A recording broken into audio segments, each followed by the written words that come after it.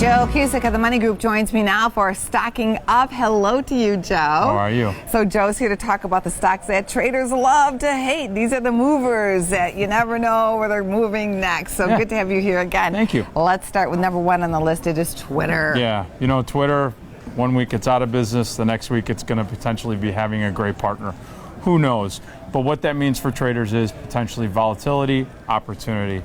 I saw some interesting activity yesterday where 2,800 of the March $22 calls traded, roughly around 263. This type of activity looks like, Angie, someone's positioning for some upside going into the March expiration cycle of 2017.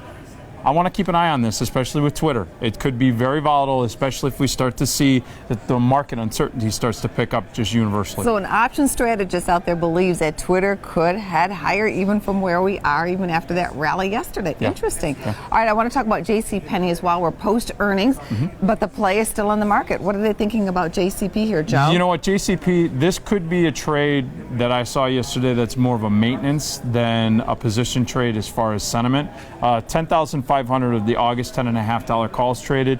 These are expiring on Friday. They traded for 51 cents. It was interesting because it looked like this might be a buyer.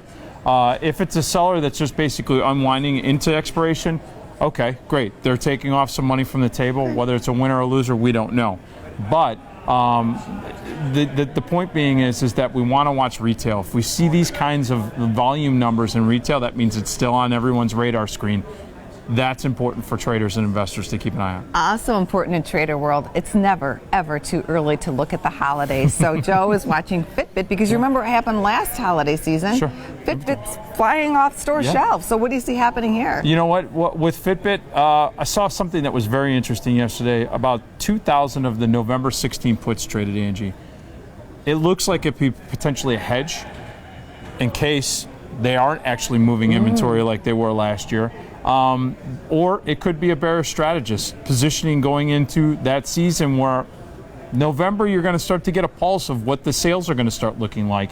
And if it's anything like what we've been seeing recently after all of the different retailers have been reporting in the latest earnings, maybe they might have the same situation next year, but someone's not willing to take that risk right now, and there looks like protection's being bought. So they want to take an early shot now. They want to get their trade in, put that position on. Right, because insurance right now is inexpensive. When you look at volatility, when you look at the current market trend still to the upside, if you're going to get insurance, you get it before there's fire or the hurricane, or all the analogies start to, now it's coming, and then you try to buy it, it gets expensive. Thanks for all that trader talk today. It was a pleasure, Joe. You bet. Thank you.